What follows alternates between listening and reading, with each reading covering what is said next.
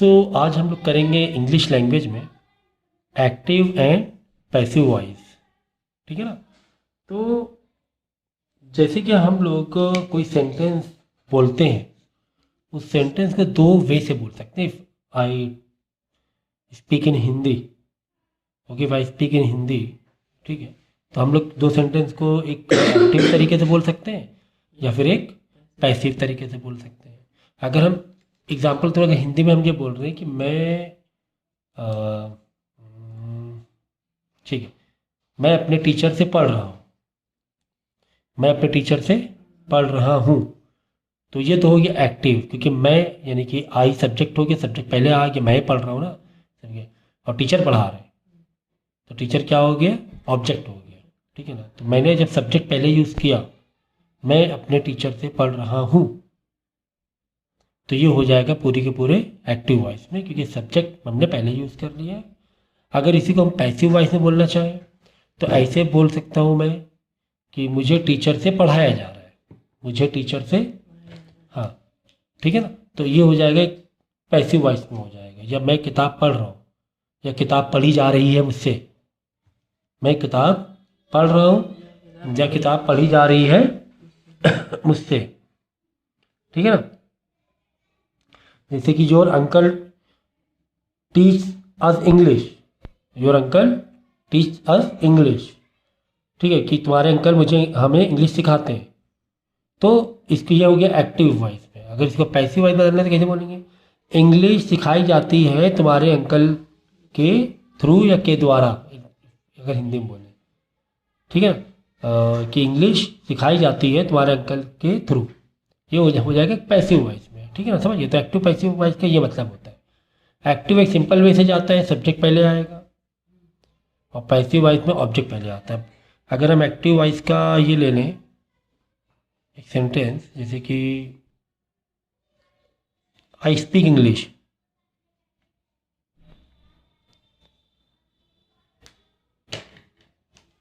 I speak English, ठीक है। तो अब इसको पैसिव वॉइस में बदलना हुआ तो कुछ इस तरह बदलेंगे, English is spoken by me, English is by me, ठीक है। तो ये हो गया पैसिव वॉइस का स्ट्रक्चर, ये हो गया एक्टिव वॉइस का स्ट्रक्चर। अब देखो एक्टिव वॉइस में होता है क्या मालूम है, पहले लगता है सब्जेक्ट, पहले क्या लगता है, सब्जेक्ट, ठीक है। फिर लग जाता है वर्ब, जो भी फॉर्म का, एनी फॉर्म, जो डिपेंड करता है किससे और टेंस में, ठीक है ना। फिर लगता है ऑब्जेक्ट, अगर कुछ एक्स्ट्रा हुआ तो एक्स्ट्रा एक आखिरी में रहेगा, वो एक अलग बात है। तो ये हो गया तुम्हारा किसका स्ट्रक्चर, एक्टिव वॉइस का। Where as in passive voice structure जो स्टार्ट होता है ऑब्जेक्ट से, जैसे कि आई स्पीक इंग्लिश, इंग्लिश क्या, आई क्या हो गया, सब्जेक्ट हो गया, कि मैं बोल रहा हूँ ना, मैं क्या बोल रहा हूँ, इंग्लिश को बोल रहा हूँ मैं, तो इंग्लिश ऑब्जेक्ट हो जाएगा। तो यहाँ पर क्या आएगा, ऑब्जेक्ट पहले आएगा, फिर आएगा हेल्पिंग वर्ब, क्या आएगा, हेल्पिंग वर्ब। जैसे कि देखिए यहाँ पे मैंने इज लगाया है, तो हेल्पिंग वर्ब किस पर डिपेंड करता है, टेंस के ऊपर डिपेंड करता है, क्योंकि ये कौन सा टेंस में था, प्रेजेंट टेंस में था। अगर इसका एक ओवरऑल स्ट्रक्चर देखिए, प्रेजेंट टेंस में आई स्पीक इंग्लिश, प्रेजेंट में चल रहा है ना, मैं इंग्लिश बोलता हूँ, तो प्रेजेंट टेंस के लिए हेल्पिंग वर्ब क्या आ जाएगा, इज आ जाएगा। हमेशा वर्ब का थर्ड फॉर्म, हमेशा थर्ड फॉर्म, ये याद रखना भाई। अब बोले सब वर्ब का थर्ड फॉर्म क्या होता है, तो ये तो आपको सीखना ही पड़ेगा, ठीक है। जैसे speak, spoke, spoken, third form, ये जो पार्टिसिपल फॉर्म होते हैं, हैव और हैड, हैज के साथ लगते हैं। जैसे कि टेक, टुक, टेकन, टेकन हो गया वर्ब का थर्ड फॉर्म। गो, वेंट, गॉन, गॉन हो गया वर्ब का, तो वर्ब का हमेशा थर्ड फॉर्म ही आएगा, वर्ब का हमेशा, हाँ। फिर ये यूज होता है बाई, फिर किसके थ्रू तुम सीख रहे हो, या कौन इंग्लिश बोल रहा है, मी, बाई मी, इससे इंग्लिश बोली जा रही है। तो इसके बाद आ जाएगा लास्ट में सब्जेक्ट, क्या आ जाएगा,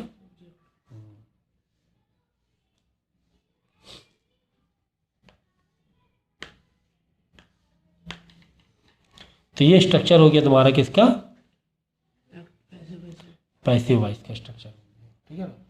तो ये है एक्टिव और पैसिव की कहानी एक्टिव में सब्जेक्ट पहले, फिर वर्ब, फिर ऑब्जेक्ट। अगर कुछ एक्स्ट्रा है जैसे कि I speak English in USA, तो इन यूएसए क्या हो गया, एक्स्ट्रा हो गया। तो एक्स्ट्रा, इसमें भी एक्स्ट्रा लास्ट में रहता है, इसमें भी एक्स्ट्रा कुछ है तो वो लास्ट में ही रहेगा, ठीक है, आगे पीछे नहीं होगा। बाकी यहाँ ऑब्जेक्ट बाद में, यहाँ ऑब्जेक्ट पहले, यहाँ सब्जेक्ट पहले, वहाँ सब्जेक्ट बाद में, लेकिन बीच में क्या आ जाएगा, हेल्पिंग वर्ब, मेन वर्ब का थर्ड फॉर्म, फिर बाई, ये सारी चीज़ें कहानियाँ आएंगी ऑब्जेक्ट और सब्जेक्ट के बीच में, ऑब्जेक्ट सब्जेक्ट के बीच में। क्या दो चार और एग्जाम्पल लिए जा सकते हैं, जैसे कि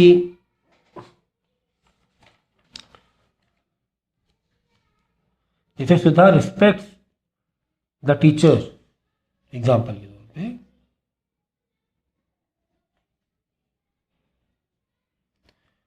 सुबह लिख दिया बच्चों, शुभ रिस्पेक्ट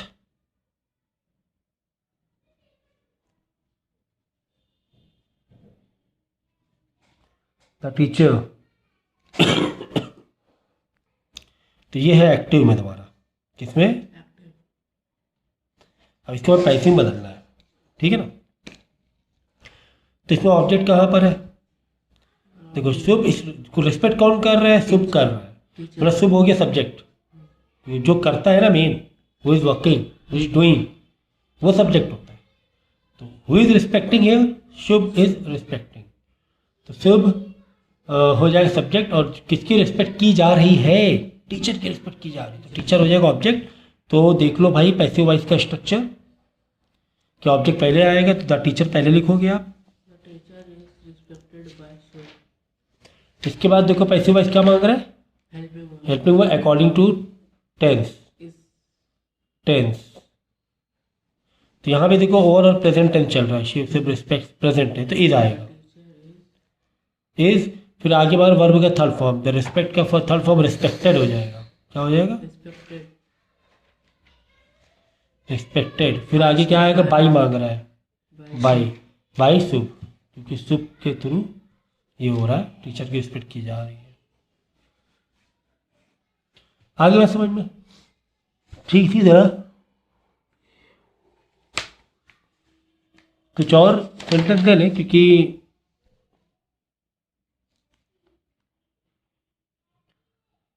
प्रेजेंट में हो गए।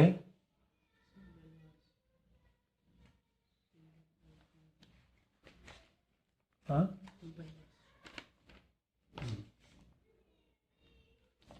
The driver applied the brakes, जैसे एक दूसरा सेंटेंस मैंने लिया,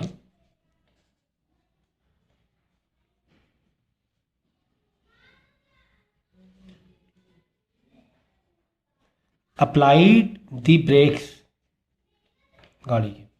अब ये एक्टिव में, इसको तुम्हें बदलना है पैसिव में, ओके। तुम्हें पता है कि पैसिव के लिए पहले ऑब्जेक्ट, तो who is doing, who is working, driver is working, driver is doing, तो ड्राइवर सब्जेक्ट है, किस पर काम कर रहा है, ड्राइवर ब्रेक पर काम कर रहा है, तो ब्रेक ऑब्जेक्ट हो जाएगा।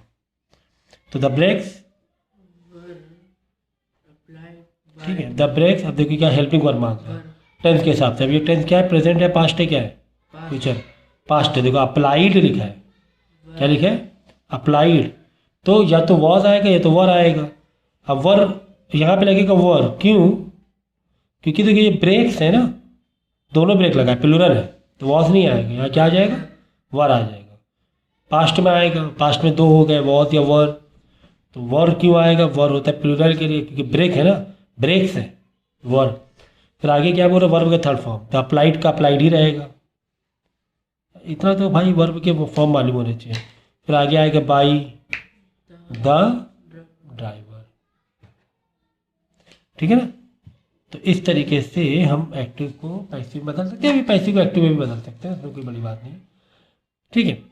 ठीक, इसी तरह अगर फ्यूचर टेंस वाला कुछ सेंटेंस आ जाए,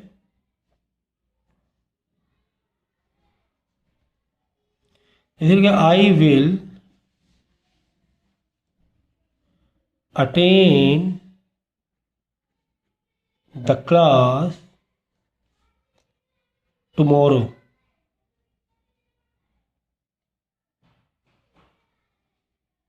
ठीक है, टुमारो। अब देखो यहाँ पे पहले तो सब्जेक्ट देखो क्या है, क्योंकि who is working, who will do work, I, तो आई इज द सब्जेक्ट, और क्या वो अटेंड करेगा, class, class will be object. तो और ये क्या, टुमारो, टुमारो एक्स्ट्रा है सेंटेंस, एक्स्ट्रा एक्स्ट्रा में रखो, लास्ट में रखो, कोई दिक्कत नहीं। तो पहले क्या करेंगे, हम किसको उठा लेंगे, द क्लास को उठा लेंगे, क्योंकि ये ऑब्जेक्ट है द क्लास। अब देखो यहाँ पे विल, इसमें क्या होता है मालूम है, जब फ्यूचर हो तो हेल्पिंग वर्ब कैसे लगाएंगे टेंस के अकॉर्डिंग, विल का हो जाएगा विल बी, कैन का कैन बी, शुड का शुड बी, ये सब याद रखो, ठीक है ना। तो विल का हो जाएगा विल बी, विल बी, फिर हेल्पिंग वर्ब, मेन वर्ब का थर्ड फॉर्म अटेंड का अटेंडेड, अटेंड का अटेंडेड बाई, फिर आगे बाई, सब्जेक्ट है आई, आई का हो जाएगा बाई का, आई का हो जाएगा मी, फिर एक्स्ट्रा टेंशन क्या है, टुमारो, एक्स्ट्रा में रख दो, ठीक है। तो the class will be attended by me tomorrow, समझ गए। तो कुछ ऐसे जब हेल्पिंग वर्ब आ जाए, पहले से ही हेल्पिंग वर्ब हो, क्योंकि पहले से हेल्पिंग वर्ब नहीं था, देखो कहीं दिख रहा है अप्लाइड वॉज, ऐसा कुछ नहीं है ना, तो पहले से हो, जैसे विल होगा पहले से, विल, कैन, शुड, तो ये सब एक्टिव वॉइस में ही आते हैं। तो उसका विल भी हो जाएगा, कैन का कैन भी हो जाएगा, शुड का शुड भी हो जाएगा, वुड का वुड भी हो जाएगा, कुड का कुड भी हो जाएगा, पैसिव वॉइस में, ठीक है ना। तो एक इस तरह सेंटेंस थोड़ा सा अलग था।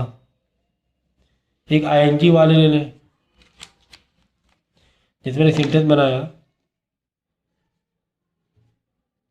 I am driving A car, I am driving A car, तो कौन कर रहा है, आई, यानी मैं कर रहा हूँ, तो मैं सब्जेक्ट हो गया, और किस पर किया जा रहा है, क्या चलाया जा रहा है, कार को, कार ऑब्जेक्ट हो जाएगा। तो पहले ऑब्जेक्ट लेंगे, एक कार,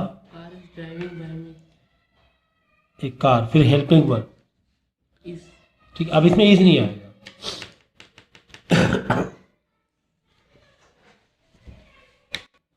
अब यहाँ पे देखो, मतलब इस तरह डायरेक्ट इज नहीं आएगा, क्योंकि ये है कॉन्टिन्यूअस, क्या है, कॉन्टिन्यूअस। जब आईएनजी वाला वर्ब हो, हाँ कॉन्टिन्यूअस है आईएनजी वाला, तो इसमें लगाते हैं बीइंग, तो है प्रेजेंट में ही, दिखते प्रेजेंट में रहे, मतलब प्रेजेंट कॉन्टिन्यूअस है, तो इज लगाएंगे, लेकिन ए कार इज बीइंग जरूर लगाएंगे, फिर क्या लगा देंगे, बीइंग, कभी भी आईएनजी वाला आ जाए, जैसे आई वॉज ड्राइविंग, तो वहाँ पे बीइंग लगा देंगे, ठीक है ना। तो a car is being driven, हमेशा वर्ब का थर्ड फॉर्म भाई, वर्ब का थर्ड, तो ड्राइवेन आ जाएगा, क्या आ जाएगा, ड्राइवेन बाई मी। अब इसी का अगर कॉन्टिन्यूस पास्ट में होता, किसमें होता, पास्ट में, जैसे कि I was driving A car, I was,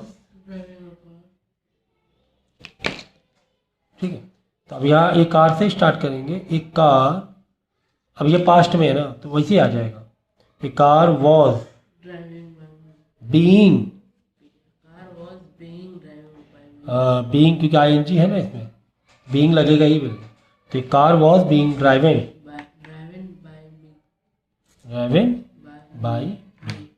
तो ये कुछ इजी सेंटेंस थे, जो कि हम लोग ने एक्टिव पैसिव वॉइस, क्लास 7 की जो लैंग्वेज है ना, वो तुम्हारी सबसे ज़रूरी जो लैंग्वेज है as per ICC syllabus, class 7 की लैंग्वेज बहुत ज़बरदस्त है, इसको बहुत मजबूत करना है, अगर 10 तक में मजबूत रहना है, तो क्लास 7 की ग्रामर आपकी 8, 9, 10 सब कुछ कवर अप कर लेगी, अगर क्लास 7 की लैंग्वेज को, ग्रामर को तुमने बहुत अच्छी तरीके से पकड़ लिया, बहुत अच्छा सिलेबस दिया हुआ है। अब हम लोग कुछ डायरेक्ट बुक से भी कर सकते हैं,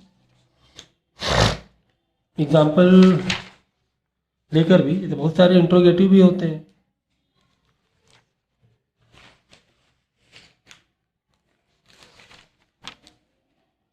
जैसे कि ये देखो,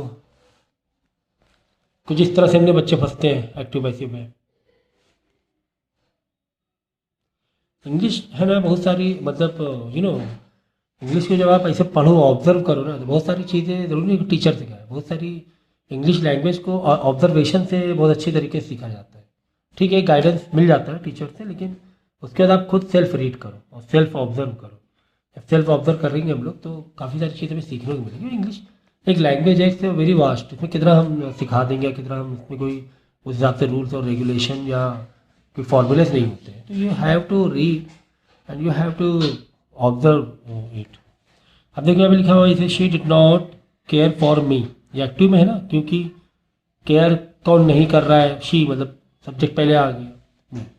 तो मी बाद में है, तो अब हम क्या करेंगे, ऑब्जेक्ट को पहले ले आएंगे, मी आई बन के आगे आ जाएगा, मी क्या बन के आ जाएगा, आई बन के। फिर स्ट्रक्चर क्या था हमारा, स्ट्रक्चर हमारा था ऑब्जेक्ट के बाद हेल्पिंग वर्ब। अब इसमें हेल्पिंग वर्ब क्या लगेगा, क्योंकि सारी कहानी प्रेजेंट में, पास्ट में, फ्यूचर में, पास्ट में, तो इसका बन जाएगा वॉज, है ना, आई वॉज, क्योंकि डिड लगा है ना, डिड पास्ट में ना, आई वॉज नॉट, क्योंकि नॉट है तो नॉट लगा तो इंडिकेटिव। अब उसके बाद देखो हेल्पिंग मेन वर्ब का थर्ड फॉर्म, तो केयर का केयर्ड, केयर्ड फॉर, फिर आगे केयर फॉर एक सिंगल वर्ड है, बाई, शी का हर, ठीक है ना।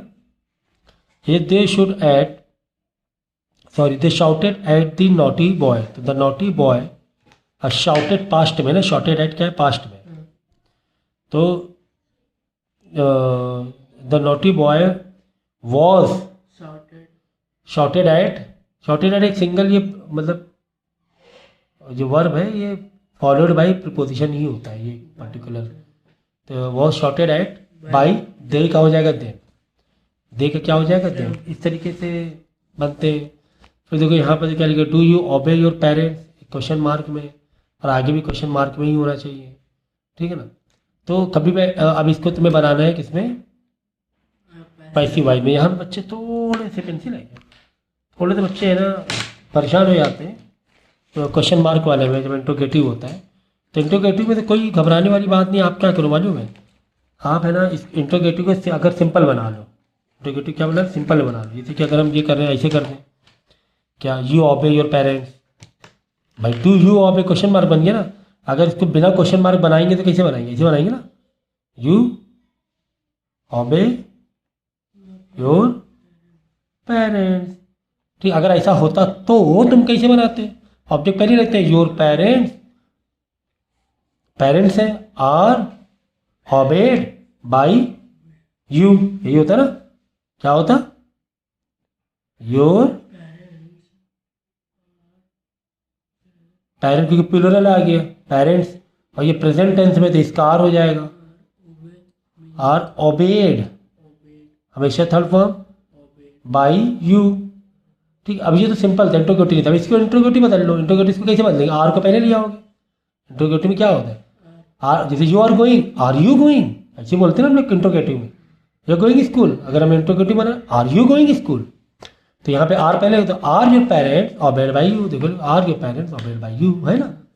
तो अगर क्वेश्चन मार्क वाले को बदलना नहीं आ रहा तो इसको पहले सिंपल से सेंटेंस में चेंज कर लो विदाउट क्वेश्चन मार्क, और बाद में सिंपल सेंटेंस कैसे बनता है इंट्रोगेटिव में, तो आर को पहले ले जाते हैं, तो are your parents obeyed by you, देखो are your parents obeyed by, इसी तो how does she do all this.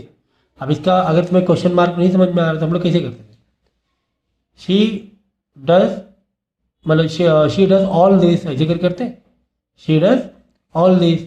अब यहाँ पे देखो इंट्रोगेटिव कैसे, दो इंट्रोगेटिव दो टाइप के होते हैं, एक होता है हेल्पिंग वर्ब से स्टार्ट होना, और एक होता है WH वाले क्वेश्चन से, जैसे कि are you going to school, ये हो गया interrogative with helping verb, are you going to school, या फिर हम बोले WH में वेयर आर यू गोइंग, क्या बोलते हैं, मतलब full to full question mark. तो यहाँ पे WH वाले जो where, who, why, what, how, ये सारे क्या हो गए, WH वाले क्वेश्चन मार्क हो गए। तो हाउ डज शी, तो हाउ लगा दो। अब यहाँ पे सोचो ये डज एक छुपा देता, जैसे लिखा शी डू ऑल दिस, तो इसका पैसिव वॉइस कैसे बनता, ऑल दिस पहले आता, ऑल दिस, और फिर बाद में आता प्रेजेंट टेंस में ऑल दिस का इज आता, प्रेजेंट में all this is done by her, ऐसे आता ना, all this is helping verb, done, do का डन बाई हर, ये देखो हाउ वैसे लिख दिया, तो ऑल दिस इज पहले लगा दो कि क्वेश्चन मार्क में हेल्पिंग वर्ब पहले आ जाता है। तो हाउ, यहाँ पे मैंने क्या बताया था, all this is done by her, तो बस इसको पहले कर देंगे, is all this done by her, समझिए ना। WH वाले छुपा दिया करो, ऐसे छुपा दिया, हाउ डज को छुपा दिया, सोचो कि सेंटेंस क्या था, शी डू ऑल दिस था, तो इसका क्या बनता है, शी डू ऑल दिस का। देखो हम लोग ऐसे बनाते हैं, ऑल दिस, अब ये प्रेजेंट में तो हेल्पिंग वर्ब लगाते इज, डू का डन, डू का डन, डन बाय हर, ऐसे लगाते। फिर अगर सिंपल होता है विदाउट क्वेश्चन मार्क, अब इसको क्वेश्चन मार्क बदलना है तो इस पहले कर दोगे, स्पेशल होगा, is all this done by her question mark. अब यहाँ पे हाउ था तो हाउ लगा दो। इसी तरह वॉट में भी यही होता है, ठीक है।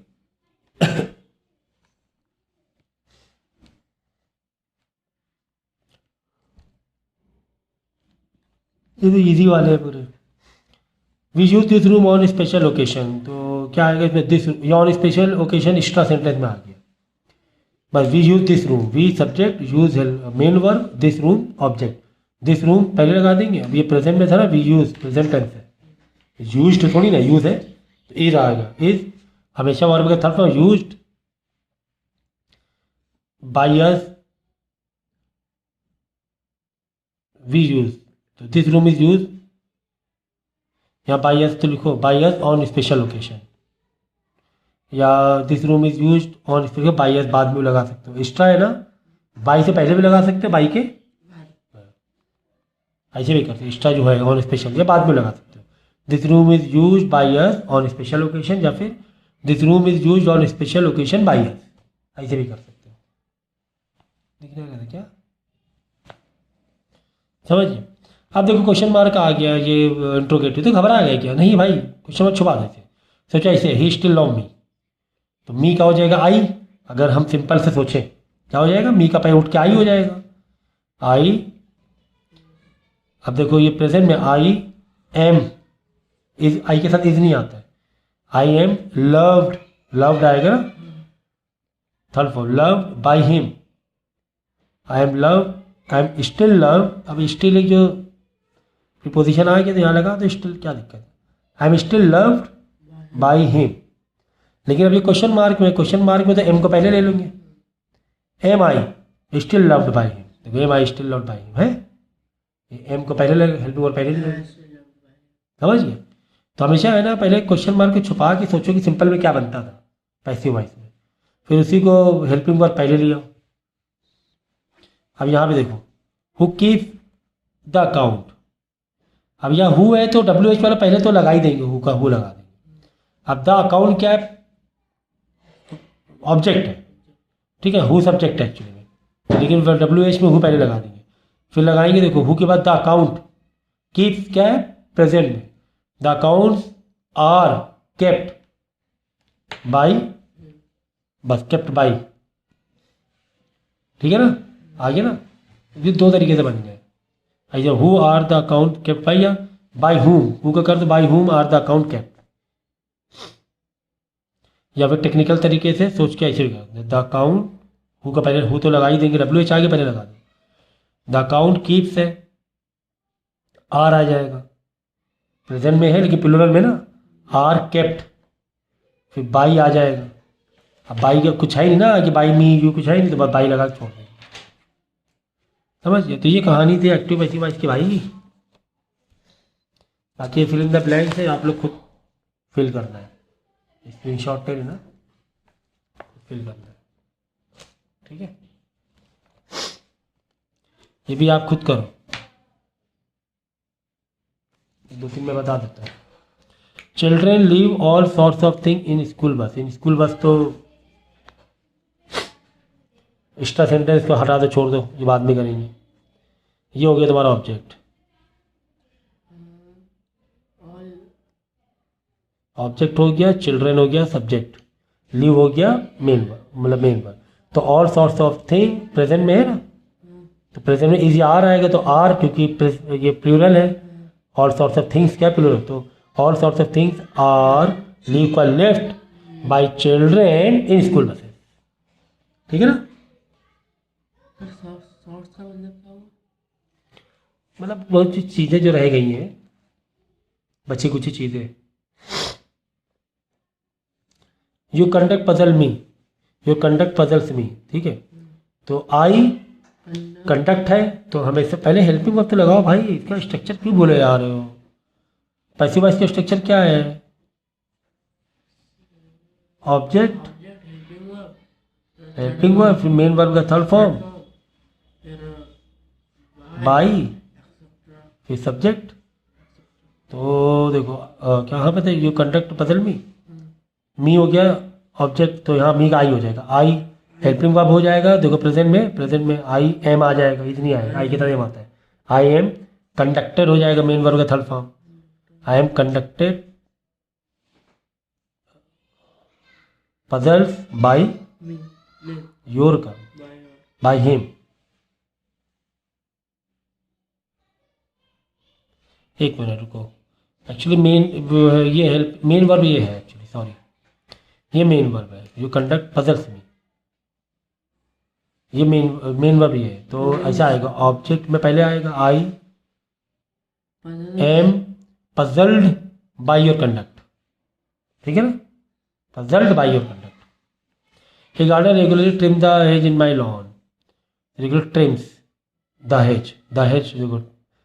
मेन वर्ब के बाद आता है ऑब्जेक्ट, अगर एक्टिव में ये ऑब्जेक्ट हो गया। तो द हेज प्रेजेंट में था, the hedge is trimmed regularly by a gardener in my lawn. Extra sentence अपने हिसाब से एडजस्ट करके लगा देना, ठीक है ना। अब जैसे क्वेश्चन मार्क में घबरा रहे हो ना, कोई दिक्कत नहीं, वॉट है, वॉट का वैसे रहेगा, वॉट का वैसे लिख दिया वॉट, ठीक है ना। अब सोचो कि यहाँ पे है यू डू नीड करके है, क्या है, अगर बिना उसके नहीं तो ये वॉट, तो यहाँ पे नीड पहले आएगा, what need,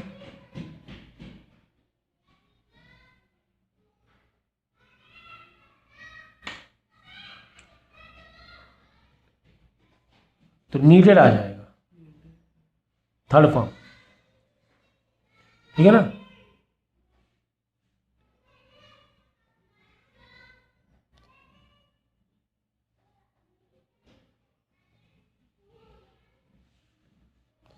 how much,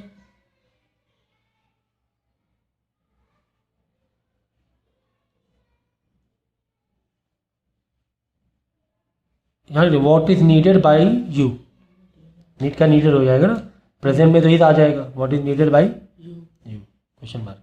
how much money do you save in a year,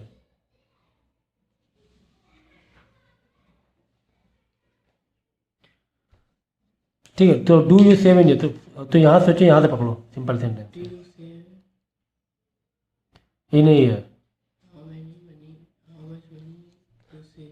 how much money saved, how much money is saved by you in a year, ठीक है। हाउ मच मनी इज, पहले is आएगा, helping verb जरूर आता है is, क्योंकि ये present में।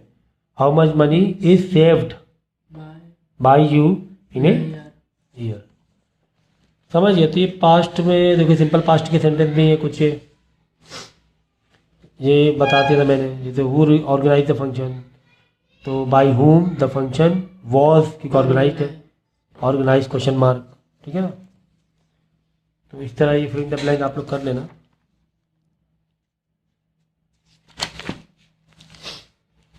अब जैसे कि पास्ट में the rain storm flooded the village, तो द विलेज वॉज, क्योंकि फ्लडेड है, was flooded by a rain storm.